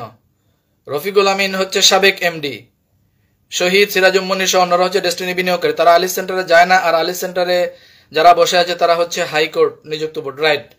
সাগর শাহরিয়ার লিখেছেন, যে শালা ডেস্টিনির বিরুদ্ধে কথা বলবে তাদের পিটাবো ধরে। এবার ভাই, এবার শুধু আপনি না, এবার সারা বাংলাদেশের বহুত বিনিয়োগকারী আছে, ঈদের পরে বহুতেই রেডি হয়ে রয়েছে, এরা আসলে যা করার করবো আর কি। যাই হোক, এমদাদুল হক বলছেন, এমদাদ ভাই বলছে এনএফসি জমা হয়েছে 1000, তারা 20,000 বলছে। রাইট, এনএফসি কার্ড হয়েছে 1000 আর ডিন ভেরিফিকেশন হয়েছে 20,000। এই আচৌদার বাচ্চারা এনএফসি আর ডিন ভেরিফিকেশনের পার্থক্য বুঝে না। যাই হোক, বুঝবো কেমনে? এই বেকুব না হইলে তো আর দালালি করা যায় না, জানেন না, তাই না? তাহলে দেখেন, যেটা কইতেছিলাম, আপনারা এখন যথাযথ আইনি পদক্ষেপ নেন, অ্যাটলিস্ট এই কাজটা আপনারা করেন। যদি না করেন, কেন কইতেছি এটা, কারণ সামনে যে এই ধরনের ঝামেলা যে এরা আর করবে না, এর কোনো নিশ্চয়তা আছে? করতে হতে পারে, আশা করি আর করবে না, যে ডলা খাইছে, কিন্তু তারপরেও, কারণ তাদের তো এখন এই যে then you win format, then they fight you পর্যায়ে আছে। তো সেই ক্ষেত্রে আমি আপনাদেরকে যে জিনিসটা বলবো, তাহলে আপনাদের কি আমি গ্যাঞ্জাম করতে বলতেছি? নো, গ্যাঞ্জামের কথা বলতেছি না ভাই। এরা যে জিনিসটা চাইতেছে আমরা যেন গ্যাঞ্জাম করি, এদের এই ট্র্যাপে পা দেওয়া যাবে না। এরা চাইতেছে আমাদেরকে প্রভোগ কইরা একটা সংঘর্ষের সৃষ্টি করতে। আমি এই সংঘর্ষের কথা বলতেছি না, আমি কি বলতেছি, যথাযথ আইনি পদক্ষেপ নিতে বলতেছি। আসেন, আমি আপনাদেরকে এই যে 2000 লিমিটেড এবং ডেস্টিনি মাল্টিপারপাস কেন্দ্রিক যে দুইটা বিষয়, মানে তারা যে আলিস সেন্টার দখল করতে আসছিল, মানে আলিস সেন্টারে যে কামড় দিতে আইছিল, আর মাল্টিপারপাস নিয়ে যে সিপাসাবা দিয়া কমিটি করে মানে ইয়া করার চেষ্টা করতেছে, এই ক্ষেত্রে আমি আপনাদের কয়েকটা শিক্ষা বুদ্ধি দিই। আপনারা অনেক বুদ্ধিমান জ্ঞানী মানুষ, আপনারাও নিশ্চয়ই পদক্ষেপ নিয়ে রাখছেন। জাস্ট আমি আপনাদেরকে কিছু বুদ্ধি দিই, এইগুলা ফলো করলে দেখবেন সাউন্ড হইব না, কিন্তু সব আলিফের মতো সোজা হয়ে যাব। মানে আপনারা সংঘর্ষ যদি করেন, বা আপনারা যদি একটা অস্থিতিশীল পরিবেশের সৃষ্টি হয়, মানে আপনারাও যদি এই পর্যায়ে, তারা কিন্তু এটাই চাইতেছে যে আপনারা যেন একটা সিন ক্রিয়েট করেন, তো আপনারা এটা করেন নাই, আশা করি করবেন না। তাইলে কিছু একটা তো করতে হবে, কিভাবে করা যায়, এইটাই হইল টেকনিক্যাল পলিসি। 1 নাম্বার, আপনারা হাইকোর্টে যেহেতু বোর্ডে যারা আছেন বা শেয়ার হোল্ডার যারা আছেন, আমি আপনাদের কাছে বিনয়ের সাথে অনুরোধ করব, আপনারা অ্যাটলিস্ট একটা জিডি করেন, আলিস সেন্টার কেন্দ্রিক ইস্যুটা নিয়ে একটা জিডি করেন, দেখবেন ঠান্ডা। আলিস নিয়ে লাফালাফি দেখবেন টোটালি বন্ধ, অলরেডি বন্ধ হয়ে গেছে, দেখবেন টোটালি বন্ধ হয়ে যাব।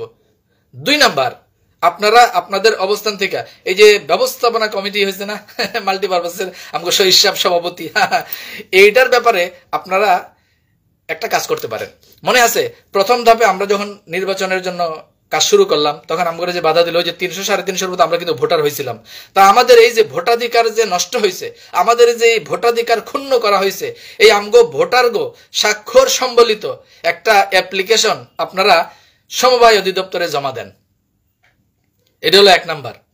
2 নাম্বার, আমাদের এই যে 300 350 আমরা ভোটার হয়েছিলাম, পরে তো ওই যে আরো দালালের গোষ্ঠী যারা এগোর তারা হয়েছে, কিন্তু আমরা যারা প্রথমে যারা আমরা হয়েছিলাম, আমাদের পক্ষ থেকে আমরা যারা ভোটার হয়েছিলাম, আমগরে নিয়া আপনারা নির্বাচনের দিন বা ওই যে 7 তারিখের দিন আপনারা একটা মানববন্ধন করেন।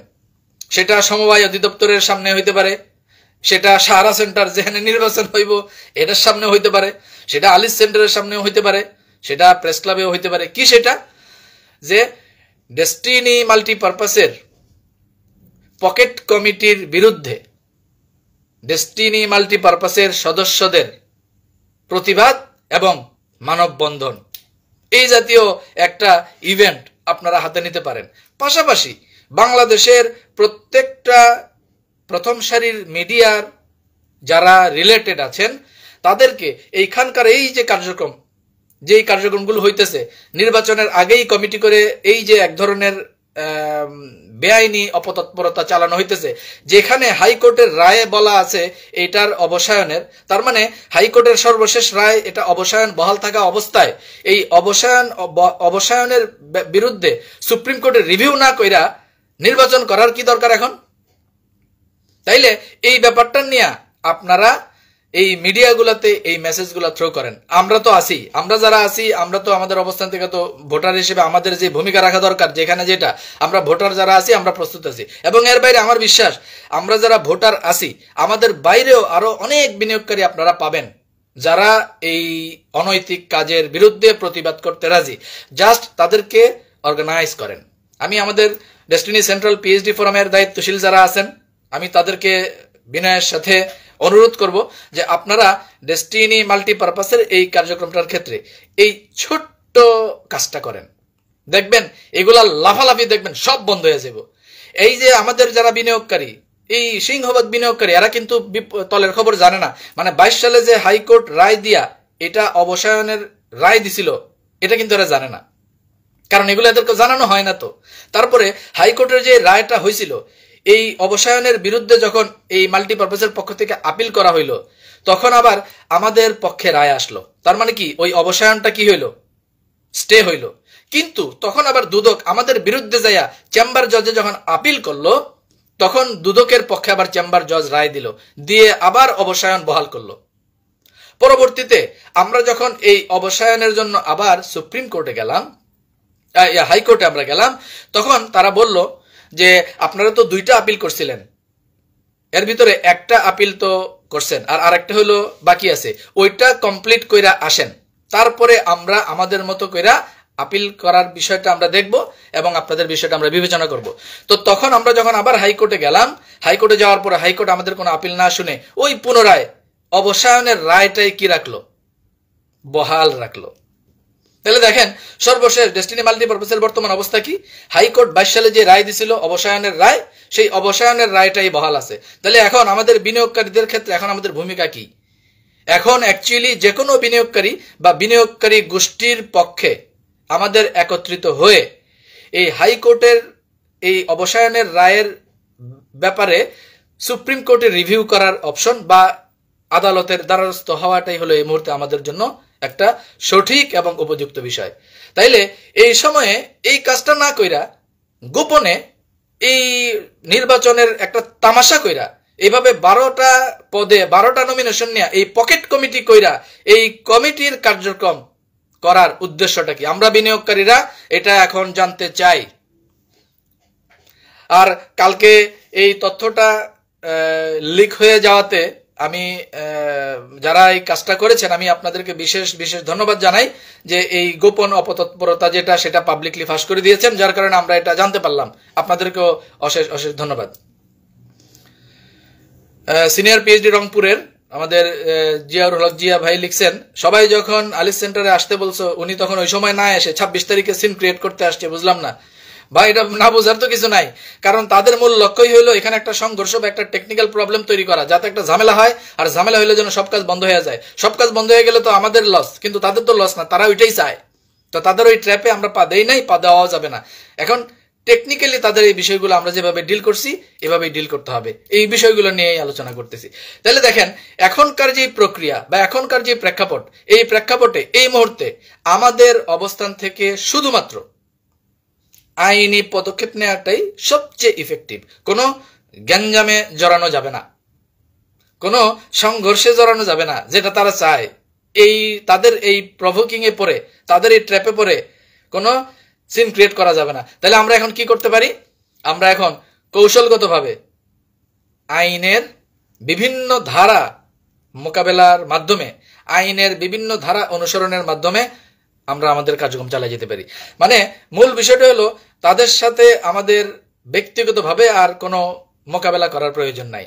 আমরা এখন এই প্রতারক চক্রকে, আমরা এখন এই দালাল চক্রকে আইনের মুখোমুখি দাঁড় করাই দিব, দ্যাটস ইট।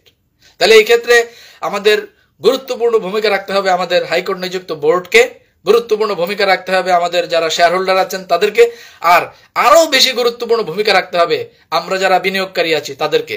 আর এই বিনিয়োগকারীদেরকে এই মুহূর্তে লিড যারা দিচ্ছেন তারা হচ্ছেন ডেস্টিনি সেন্ট্রাল পিএইচডি ফোরামের দায়িত্বশীল যারা আছেন তারা। তো ডেস্টিনি সেন্ট্রাল পিএইচডি ফোরামের দায়িত্বশীল যারা আছেন আপনারা দয়া কইরা এই ব্যাপারগুলায় যথাযথ উদ্যোগ নেয়ার ক্ষেত্রে মালিক পক্ষের সাথে লিয়াজো করেন। যেহেতু হাইকোর্ট নিযুক্ত বোর্ডের সাথে এবং এর বাইরে যারা শেয়ার হোল্ডার আছেন যেমন জনাব আশরাফুল আমিন এবং আরো যারা যারা শেয়ার হোল্ডার আছেন এদের সাথে যেহেতু গোলাম রব্বানী সুমন আছেন বা আরো অনেকে আছেন যাদের সাথে আপনারা সমন্বয় করতেছেন, আপনারা দয়া কইরা পিএইচডি ফোরামের দায়িত্বশীল জিগরি ভাইরা আপনারা দয়া কইরা এই মালিক পক্ষের সাথে, আলিস সেন্টারের দায়িত্বশীলদের সাথে এই ধরনের ভূমিকাটুকু আপনারা রাখেন। একজন সাধারণ বিনিয়োগকারী হিসেবে এটাই আমাদের চাওয়া। চাঁপাইনবাবগঞ্জের মনিরুল ইসলাম লিখেছেন, ঋণ খেলাপি কেন বোর্ডে থাকবে? আইনত তো এটা সুযোগ নাই। যাই হোক, এগুলোর ব্যবস্থা অবশ্যই দায়িত্বশীলরা নেবেন বলে আমরা বিশ্বাস করি। তো এবার আসি মাল্টিপারপাসের একটা ছোট্ট আর একটা বিষয় নিয়ে তারপরে আমরা ধন্যবাদ পর্ব দিয়ে শেষ করে দিব। মাল্টিপারপাসের ক্ষেত্রে যেটা, মাল্টিপারপাসের কার্যক্রমের ক্ষেত্রে আরো একটা কনফ্লিক্ট অফ ইন্টারেস্ট আপনাদের সাথে শেয়ার করি। দেখেন, মাল্টিপারপাসের সার্ভার বর্তমান যেটা, এই যে সার্ভারটা, এই সার্ভারটা যিনি মেনটেন করতেছে ওনার নাম হলো মাহবুব আলম মুন, যিনি বর্তমান এই যে সামনের কমিটির সাধারণ সম্পাদক জনাব আজম আলীর ছেলে। তাহলে আপনারা দেখেন, এটা একটা কনফ্লিক্ট অফ ইন্টারেস্ট না? মানে আপনি যেই প্রতিষ্ঠানের সাধারণ সম্পাদক কিছুদিনের মধ্যে হইতে যেতেছেন, যেটা ভোটারবিহীন সিলেক্টেড, সেই প্রতিষ্ঠানের সার্ভারের মেনটেনেন্স এবং সার্বিক বিষয়ের দায়িত্ব যদি তার ছেলের কাছেই থাকে, তাহলে এটা তো একটা কনফ্লিক্ট অফ ইন্টারেস্ট। তাহলে এই ব্যাপারটায় মনোযোগ দেওয়ার জন্য আমি দায়িত্বশীলদের প্রতি বিনয়ের সাথে আহ্বান করব। এবার আসেন ধন্যবাদ পর্বে চলে যাই। আমি সবসময় প্রত্যেক পর্বেই ধন্যবাদ দিই, আজকেও ধন্যবাদ দিব। প্রথমেই ধন্যবাদ দিব আমাদের honourable to high officials and to guardian of Destiny Group, যাদের নেতৃত্বে এবং যাদের সাহসী সিদ্ধান্তের কারণে 2020 সালে প্রায় বিলুপ্ত হয়ে যাওয়া প্রতিষ্ঠান ডেস্টিনি আবারও তলবি সভার মাধ্যমে পুনরুজ্জীবন পেয়ে আজকের এই জায়গায় এসেছে। সেই তলবি সভার দুই কারিগর, আমাদের অনারেবল ফাউন্ডার চেয়ারম্যান জনাব আলহাজ মোহাম্মদ হোসেন এবং আমাদের শীর্ষ কর্মকর্তা এবং আমাদের সকলের সর্বজন শ্রদ্ধেয় মুরব্বী জনাব lieutenant general M Harunur Rashid, Bir Protik অবসরপ্রাপ্ত। আমাদের এই দুই শ্রদ্ধাভাজন ব্যক্তিত্বের প্রতি অশেষ কৃতজ্ঞতা জানিয়ে ধন্যবাদ পর্ব শুরু করছি, কারণ ওনাদের সেই সাহসী ভূমিকার কারণে আজকের এই তলবি সভা হয়ে আজকের এই Destiny. So special thanks goes to this two honourable guys, honourable founder chairman জনাব আলহাজ মোহাম্মদ হোসেন এবং honourable high officials of Destiny group জনাব lieutenant general M Harunur Rashid, Bir Protik অবসরপ্রাপ্ত। আপনাদের দুজনের প্রতি অশেষ কৃতজ্ঞতা প্রকাশ করছি। আমাদের অনারেবল অ্যানাদার ফাউন্ডার ডিরেক্টর যারা এই মুহূর্তে বিদেশে আছেন, তাদের মধ্যে বিদেশে যে সকল share holder, director, founder director diamond সহ ডেস্টিনির পরিবারের শুভাকাঙ্ক্ষী যারা আছেন, আপনাদের প্রতিও অশেষ কৃতজ্ঞতা প্রকাশ করছি। এবং এই তাদের সবাইকে চমৎকারভাবে যিনি সমন্বয় করে একটা লিডিং রোল প্লে করছেন, আমাদের অনারেবল অ্যানাদার ফাউন্ডার ডিরেক্টর জনাব লায়ন মোহাম্মদ গফরানুল হক, আপনার প্রতিও অশেষ কৃতজ্ঞতা প্রকাশ করছি। আমাদের হাইকোর্ট অ্যাপয়েন্টেড বোর্ডের অনারেবল চেয়ারম্যান জনাব প্রশান্ত ভূষণ বড়ুয়া, আপনার প্রতি, আপনিও অত্যন্ত কৌশলগতভাবে এই চড়াই উতরাই পেরিয়ে এই প্রতিষ্ঠানটাকে বিভিন্ন ফরম্যাটে নিয়ে যাচ্ছেন, আপনার প্রতি অশেষ কৃতজ্ঞতা। এর বাইরে আমাদের হাইকোর্ট অ্যাপয়েন্টেড বোর্ডের আরো দুজন ইন্ডিপেন্ডেন্ট ডিরেক্টর জনাব আহমেদ মুশফিক আনাম এবং জনাব ইকবাল জামাল, আপনাদের দুজনের প্রতি অশেষ কৃতজ্ঞতা। এর বাইরে আমাদের হাইকোর্ট অ্যাপয়েন্টেড বোর্ডের যারা শেয়ার হোল্ডার, আমাদের শেয়ার হোল্ডিং ডিরেক্টর যারা আছেন, যে 13 জন যারা আছেন, আপনাদের প্রতি অশেষ কৃতজ্ঞতা। বিশেষ করে আমাদের ট্রেড লাইসেন্স যার নামে হয়েছে, আমাদের honourable director of high court appointed board জনাব জাকির হোসেন কিসলু, আপনার প্রতিও অশেষ কৃতজ্ঞতা এই জন্য যে সর্বশেষ MLM লাইসেন্সের যে আবেদনটা, সেই আবেদনটা আপনি স্বাক্ষর করে জমা দিয়েছেন, এই জন্য আপনার প্রতি অশেষ কৃতজ্ঞতা। এবং বাংলাদেশের যে কোনো রাষ্ট্রীয় দপ্তরে এই মুহূর্তে ডেস্টিনির, রাষ্ট্রীয়ভাবে যে কোনো দপ্তরে ডেস্টিনির অভিভাবক বা প্রতিনিধি এখন কে? জনাব জাকির হোসেন কিসলু, আপনি। কারণ ট্রেড লাইসেন্স কার নামে? এখন আপনার নামে। তো আশা করি সামনে আরো গুরুত্বপূর্ণ ভূমিকা রেখে এই কার্যক্রমটাকে আপনি সহ আরো সবাই এগিয়ে নিয়ে যাবেন। আপনাদেরকেও ধন্যবাদ। স্পেশাল থ্যাঙ্কস অবশ্যই দিব আমাদের সদ্য সাবেক, আমাদের অনারেবল ম্যানেজিং কোঅর্ডিনেটর, সাবেক ম্যানেজিং কোঅর্ডিনেটর এবং সব সময়ের জন্য যিনি থাকবেন শেয়ার হোল্ডার তার সাবেক হয় না, আমাদের অনারেবল শেয়ার হোল্ডার জনাব আশরাফুল আমিন, আপনার প্রতিও অশেষ কৃতজ্ঞতা। কারণ গত 6 থেকে 7 মাসের কার্যক্রমে আপনি ডেস্টিনিকে একটা চূড়ান্ত ফরম্যাটে দাঁড় করিয়ে এনে তারপর আপনি আপনার দায়িত্ব থেকে অব্যাহতি নিয়েছেন। আশা করি সামনে আপনি আরো গুরুত্বপূর্ণ রোল প্লে করবেন এবং বোর্ড বা আপনার নিয়োগ হোক বা না হোক, আপনি শেয়ার হোল্ডার হিসেবে যেভাবে আছেন, আপনার এই প্রক্রিয়াটাই আসলে একটা পদের চেয়ে অনেক বেশি বড় ভূমিকা রেখে যাচ্ছে। মানে আপনি শেয়ার হোল্ডার হিসেবে যে ভূমিকা রাখছেন এতদিন বা রাখতেছেন, এটাই একটা পদবীর চেয়ে অনেক বেশি। অতএব আপনার পরবর্তীতে নিয়োগ হবে কি হবে না বা সার্বিক বিষয়গুলো নিয়ে এগুলোর উপরেও আসলে কার্যক্রম আটকে থাকবে না, এটা আমরা বিশ্বাস করি। তো আপনার প্রতিও অশেষ কৃতজ্ঞতা যে আপনি আপনার 6 মাসের দায়িত্বশীল কার্যক্রমে ডেস্টিনিকে অনেক গুরুত্বপূর্ণ একটা পর্যায়ে নিয়ে এসেছেন এবং আপনি গুরুত্বপূর্ণ রোল প্লে করেছেন। 6 মাসে আপনি যা করেছেন বিগত 6 বছরেও ডেস্টিনির এতগুলো কাজ হয়নি। এই জন্য জনাব Ashraful Amin, special thanks and special salute goes to you. আর আমাদের আলিস সেন্টারের জিগরি ভাই যারা আছেন, আপনাদের প্রতি অশেষ কৃতজ্ঞতা। আমাদের চাঁপাইনবাবগঞ্জের জমশেদ আলী সিনিয়র পিএইচডি, উনি লিখেছেন, আমার কাছে সবচেয়ে দুঃখজনক বিষয় হচ্ছে আমাদের সাবেক এমডি রফিকুল আমিনের মতো ব্যক্তি যদি এনএফসি কার্ড নিয়ে ভুল তথ্য প্রচার করে তাহলে আমরা কোথায় যাব? সমস্যা নাই, যা খুশি তাই করুক। এখন এই যে দেখেন, আমি এই একটা বিষয় শুধু আপনাদেরকে বলবো যে 2012 সালের সময়ে রফিকুল আমিন যেই নিরঙ্কুশ গ্রহণযোগ্যতা পেতেন বা নিরঙ্কুশ জনপ্রিয়তা ওনার ছিল বা নিরঙ্কুশ সার্বজনীন একটা সম্মান ওনার ছিল, এই 2025 সালে এসে ওনার সেই নিরঙ্কুশ গ্রহণযোগ্যতা এখন আর নাই। ওনার নিরঙ্কুশ সেই নেতৃত্ব আর নাই। ওনার সার্বজনীন গ্রহণযোগ্যতা, জনপ্রিয়তা কোনো কিছুই আর নিরঙ্কুশ নাই। এটা যদি উনি না বুঝেন তাইলে এটা ওনারই লস। আর উনি না বুঝলে কিছু করার নাই, এটা ওনারটা উনি বুঝুক। বিনিয়োগকারী হিসেবে 2012 সাল আর 2025 সালের পার্থক্য হয়ে গেছে, এটা আমরা বুঝতেছি। ওনারা যদি না বুঝলে নাই, এটা তাগো ব্যাপার। যাই হোক, ধন্যবাদ পর্বে ছিলাম। আমি আমাদের সেন্ট্রাল পিএইচডি ফোরামের দায়িত্বশীলদেরকে আমি বিশেষভাবে ধন্যবাদ দিতে চাই। বিশেষভাবে আমাদের পিএইচডি ফোরামের সভাপতি আমাদের আমিন ভাই অত্যন্ত দূরদর্শী একজন মানুষ এবং অত্যন্ত ডাইনামিক একজন লিডার। আসলে কখন কোন কার্ডটা মাঠে ছাড়তে হবে, আবার কখন কোন কার্ড আবার মাঠ থেকে তুলতে হবে, এই ব্যাপারে ওনারা কিন্তু দারুণ উস্তাদ। তারপরে আমাদের পিএইচডি ফোরামে আরো একজন চমৎকার দায়িত্বশীল ব্যক্তি আছেন, আমাদের ওয়াসিম ভাই, যে প্রেজেন্টেশন করেন যিনি, ওয়াসিম ভাই। তারপরে আমাদের পিএইচডি ফোরামে আরো একজন দায়িত্বশীল আছেন আসাদ ভাই। আসাদ ভাইয়ের ক্ষেত্রে আমি বলবো যে ওই যে আপনাকে যেটা বলছে যে আলিস সেন্টারে লাইভ নিষিদ্ধ, আলিস সেন্টারে লাইভ নিষিদ্ধ, এটা সমস্যা কি? আপনি পৃথিবীর যে কোনো প্রান্ত থেকে লাইভ করবেন, কোনো সমস্যা নাই।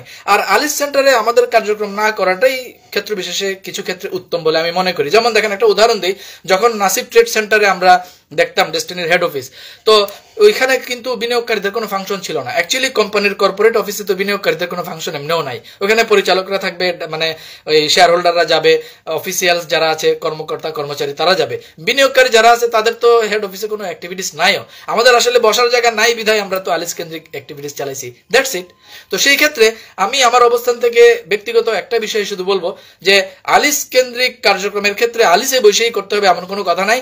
আমি আসাদ ভাইকে বলবো, আপনি আপনার লাইভ চালায় যান, আপনি আপনার কার্যক্রম চালায় যান। এখানে আলিসে বসেই যে করতে হবে এটা কোনো বিষয় না। আপনি যে কোনো জায়গা থেকে আপনার ডেস্টিনি এক্সিকিউটিভ ফোরামের যা অ্যাক্টিভিটিস আছেন এগুলো ইনশাল্লাহ আপনারা চালায় যান। আমরা যে কোনো জায়গা থেকেই আপনার যে কোনো ভিডিওকে রিসিভ করার জন্য বিনিয়োগকারীরা প্রস্তুত আছি, টেনশনের কিছু নাই। আসাদ ভাই, আপনি টেনশন করবেন না। আলিস সেন্টারে বসেই যে লাইভ করতে হবে দ্যাট ডাজন্ট ফ্যাক্ট। আপনি আপনার মতো করে লাইভ চালায় যান। ধন্যবাদ। এর বাইরে আরো অনেকে আছেন, যে এমদাদ ভাই, উনি কমেন্ট করলেন। এমদাদ ভাই সহ আরো আমাদের আমার একজন মিতা আছেন, বোরহান ভাই, তারপরে কামরুল ভাই সহ আরো অনেকেই আছেন এখানে যারা পিএইচডি ফোরামের। আপনাদের প্রতি অশেষ কৃতজ্ঞতা প্রকাশ করছি এবং আপনাদের এই দায়িত্বশীল ভূমিকার কারণে আমরা গত প্রায় 6 থেকে 7 মাসে অনেকগুলো অ্যাক্টিভিটিস খুব অর্গানাইজড ওয়েতে ঐক্যবদ্ধভাবে করেছি। সামনে ইনশাল্লাহ আমরা সেই কার্যক্রমগুলো চালিয়ে যাব, এই বিশ্বাস আমরা রাখছি। আর বিনিয়োগকারীদের উদ্দেশ্যে বক্তব্য দিয়ে শেষ করে দিব। বিনিয়োগকারী ভাইজানেরা, আপনাদের কাছে যে গ্রহণযোগ্য মনে হয় তার লগে থাকেন। হাইকোর্ট নিযুক্ত বোর্ড, রাষ্ট্রীয় অনুমোদিত একটা কাঠামোরে যদি আপনাদের কাছে বৈধ মনে হয় তাহলে এগুলোকে থাকেন। আর আপনাদের যদি মনে হয় যে এই সিপাসাপা দিয়া যারা জোর করে আলিস দখল করার অপচেষ্টা চালায়, আপনাদের যদি মনে হয় যে হেগুলোকে থাকলে ভালো, তো হেগুলোকে থাকেন। আপনারা যার সাথে কাম করতে মন চায় তার লগেই কাম করেন। সত্য প্রকাশিত হতে যাচ্ছে খুব অচিরেই। আপনারা তখন বুঝতে পারবেন সত্য কোনটা, সঠিক কোনটা। আমি আগেই কইছি, আজকেও কইতেছি যে ডেস্টিনির নিয়ন্ত্রণ এখন আর এই পৃথিবীর কারো হাতে নাই। ডেস্টিনির নিয়ন্ত্রণ এখন হলো আমাদের সৃষ্টিকর্তা, যিনি আমাদের এই পৃথিবীতে পাঠাইছেন এবং সমগ্র বিশ্বজগৎ যার হাতে নিয়ন্ত্রিত হয়, সেই মহান রাব্বে কারিমের হাতে ডেস্টিনির বর্তমান নিয়ন্ত্রণ। উনি যেভাবে চাইতেছেন সেভাবেই ডেস্টিনির কার্যক্রম পরিচালিত হইতেছে এবং হবে। অতএব এই ডেস্টিনিতে হক প্রতিষ্ঠা হবে, এই ডেস্টিনিতে ইনসাফ প্রতিষ্ঠা হবে, এই ডেস্টিনিতে মজলুমের বিজয় হবে এবং এই ডেস্টিনিতে জালিমের পরাজয় হবে। এইটা ডেস্টিনির চূড়ান্ত পরিণতি। মহান রাব্বে কারিম ডেস্টিনি গ্রুপকে সেই দিকেই নিয়ে যাইতেছেন। আর আমরা যারা বিনিয়োগকারী যারা আছি, আমরা যারা সচেতন বিনিয়োগকারী আছি, আমাদের যে কার্যক্রম আছে আমরা এই কার্যক্রম চালাই যাব। বিনিয়োগকারীদেরকে সচেতন করা, নিজে সচেতন হওয়া এবং সার্বিক কাঠামো এবং সার্বিক বিষয়গুলোর ইন্টারনাল অল ইনফরমেশন যতটুকু পাবলিকলি বলা যায় সবাইকে বইলা দিয়া সমস্ত বিনিয়োগকারীদেরকে সচেতন করার যে কার্যক্রম আমাদের চলছিল সেটা চলছে এবং সেটা চলবেই। কারণ ডেস্টিনি কারো বাপের না।